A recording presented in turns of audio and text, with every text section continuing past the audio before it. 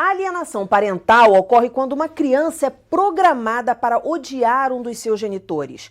Hoje nós vamos entender o passo a passo desse processo e os danos que ele pode causar. Então fique ligado, está no ar o Educação.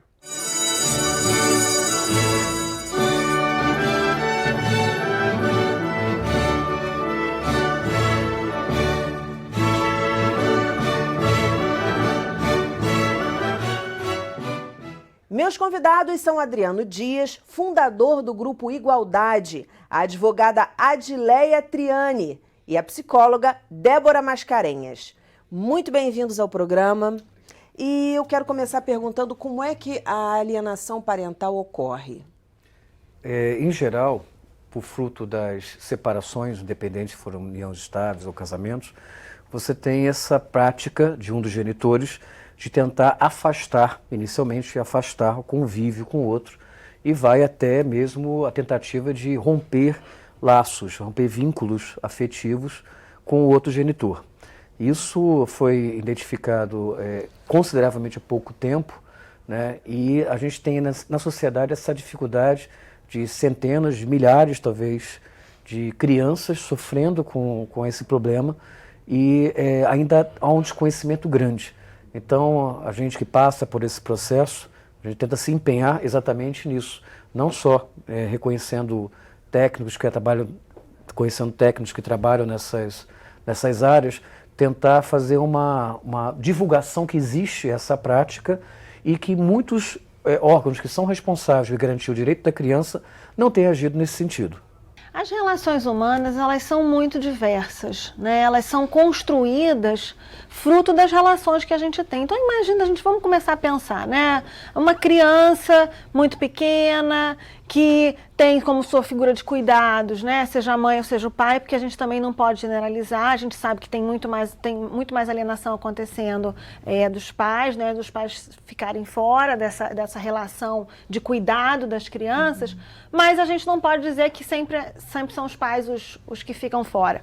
Então, essa criança, o que ela começa? Ela tem a mãe, né? No caso, a figura de cuidados dela, o tempo inteiro depreciando uma outra figura, né? Ela acaba acreditando naquela história e o problema é o seguinte, o problema é que uma criança, ela precisa, para se formar enquanto sujeito no mundo, ela precisa da figura paterna, ela precisa da figura materna, sejam elas as figuras físicas ou não, assim, função paterna, função materna.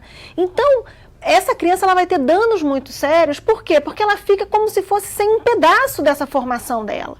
Ou pior, com essa figura de uma dessas funções extremamente danificada, né? Imagina uma menina, vamos imaginar uma menina que cresceu ouvindo falar mal dos pais. Isso é muito comum do pai, por exemplo. O que a gente vê? A gente vê aí uma juventude, uma dificuldade de relacionamento com os meninos posteriormente, ela não confia nos meninos. E aí quando você vai fazer uma investigação, você vai perceber que tem uma imagem de pai muito danificada. Então, os prejuízos são muito grandes. Se já é difícil, né, a gente se construir na vida com pais, com referências importantes, por exemplo, sofrer um abuso, sofrer um acontecimento extremamente danoso, isso tem impactos. E assim é uma alienação parental, assim é um abuso.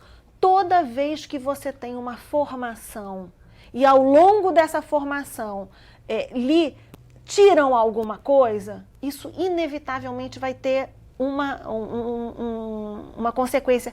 Se vai ser um uso de drogas, se vai ser uma pessoa que vai impactar na formação sexual, se vai impactar na impossibilidade de fazer laços afetivos de forma mais profunda, qual é o efeito que isso vai fazer, a gente só vai descobrir quando essa pessoa tiver maior.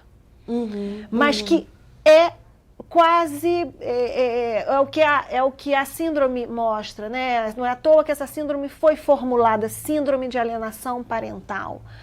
ela tem impactos, sim, profundos em meninos e meninas quando acontece esse tipo de alienação. Agora, essa síndrome, ela, apesar de ser antiga, ela tem um nome recente, de 1985, é isso? Desde a década de 40 já se identificava, né, já havia uma evolução. A nosso colega pode falar de maneira mais adequada, mas já havia uma identificação desta prática, né, sistêmica de como afastar o outro.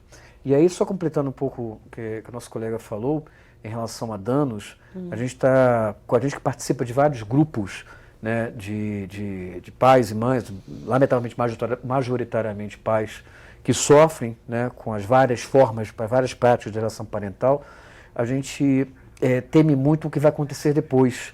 Né, falando que o objeto, na verdade, não é o pai e a mãe, é a criança, ele que está sofrendo a violência. Sim. E no final das contas, é uma guerra que não tem vencedores, porque de maneira talvez pequena ou de uma forma devastadora, ele vai ter algum problema de relação com um pai ou com a mãe.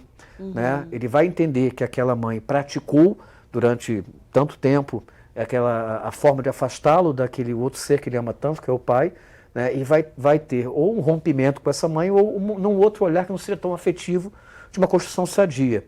Ou, né, se for um sucesso a empreitada, mesmo também romper esses laços ou ter um afastamento ou ter uma imagem ruim desse outro genitor, no caso o pai. Então a preocupação da gente é o seguinte, a gente tem que esclarecer o quanto antes e ter mecanismos, e aí o judiciário, né, e gostaria que a doutora Adileia falasse um pouco, né, tem um papel que não há como a gente desconsiderar. A área na psicologia, a área da ciência social é importantíssima nesse momento, mas o judiciário está muito aquém do que a gente precisa, principalmente de velocidade, para que esse dano não se aprofunde. Sim, sim. Adileia, eu quero começar com você perguntando assim, na hora do divórcio, já dá para perceber isso? Quer dizer, já dá para perceber que existe uma possibilidade de uma alienação parental ocorrer ali? Já dá para perceber, mas o que acontece é que, tecnicamente falando, eu como advogada não posso chegar para o juiz e dizer, olha, está acontecendo alienação parental porque a mãe está fazendo algumas práticas, isso o advogado pode dizer tudo, mas eu tenho que ter muito cuidado quando eu formulo, não, a alienação parental está acontecendo, pois percebe-se, a criança, ela tem um desvio de comportamento.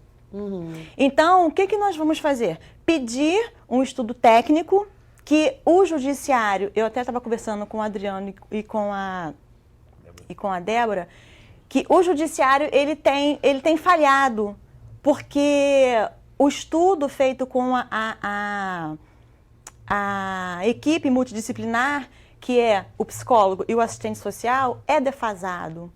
É defasado, está precisando, o judiciário precisa de profissionais, precisa de capacitar os profissionais, precisa capacitar os juízes, porque muitos juízes não aplicam a lei da alienação parental. Na verdade, há muitos anos que ela vem acontecendo, há poucos anos ela foi regulamentada, mas ela até hoje não é aplicada. É difícil também, aí eu vou dar uma advogada do diabo. Eu faço isso também. Como que a gente pode, né, que eu acho que é capaz até da Daniela estar antecipando a pergunta, como é que a gente poderia identificar esta síndrome na criança e nesse núcleo, nesse pai e nessa mãe? Né? Você tem lá as características que a síndrome predetermina, os comportamentos, as construções, você tem lá como se faz qualquer diagnóstico. O que acontece é que é bastante sutil ainda isso, para que a gente possa ter segurança para afirmar, é importante ter alguma detecção. Geralmente, o psicólogo... É claro que, né, eu não sou psicóloga do judiciário, né, você tem um volume muito grande, você exige um tempo com aquela criança, exige que você faça uma aplicação de teste para ter segurança naquilo. Agora, tem também, né, a gente tem que partir também do princípio que pai e mãe é pai e mãe, e a criança tem direito a ter pai e mãe, é disso que a gente está falando, né, porque ele é uma pessoa, por exemplo, que está assaltou e tá numa prisão, ele também precisa deixar de ver o seu filho, né? Quer dizer, mesmo uma pessoa que está presa, ela tem direito a ver o seu filho. E esse filho tem direito a ter um pai. E o pai que ele tem é aquele pai. O que você está dizendo é o seguinte, você está alertando para o seguinte, tanto pais quanto mães. As pessoas erram, as pessoas, né, têm defeitos, e até mesmo uma pessoa que já foi presa, que né, oficialmente errada, essa pessoa que cometeu um erro protegido pela lei de ter a presença dos filhos, o convívio dos filhos. E os filhos têm direito àquele pai. Sim. E o que ela vai fazer? E essa mãe não tem o direito, e nem esse pai, de dizer, você não vai conviver com seu pai. Quem é esta mãe ou quem é esse pai de privar esta criança do pai e da mãe que ela escolheu, eles escolheram para ter aquele filho? A gente está no finalzinho desse bloco, Débora, eu queria que você respondesse a seguinte pergunta. O que acontece... 2 minutinhos para sua resposta. O que acontece na cabeça desses pais? O que ocorre? Eles não estão... Quer dizer, acho que nenhum pai, nenhuma mãe em sã consciência quer ver o filho prejudicado. E a gente está discutindo isso e a gente sabe que isso prejudica a criança ou o adolescente. O que acontece na cabeça desses pais? Esses pais não podem se separar e aquela criança vira objeto dessa não separação. Quer dizer, ela está em concordância com a separação. Exatamente. E aí, seja pela mágoa, pelo amor, o sentimento que os une, ou a questão que os une, é bastante diversa de acordo com as relações humanas. Agora, é uma impossibilidade de separação. Porque na medida que você consegue dizer assim, não, você vai ver seu pai de tanto em tanto tempo, e pronto, e vai lá, né? Quer dizer, até aliviante para uma mãe que fica com uma criança o tempo todo, ter um tempo de folga, né? A gente também, quando vai fazer laudo de alienação parental, a gente também vê por isso. Então,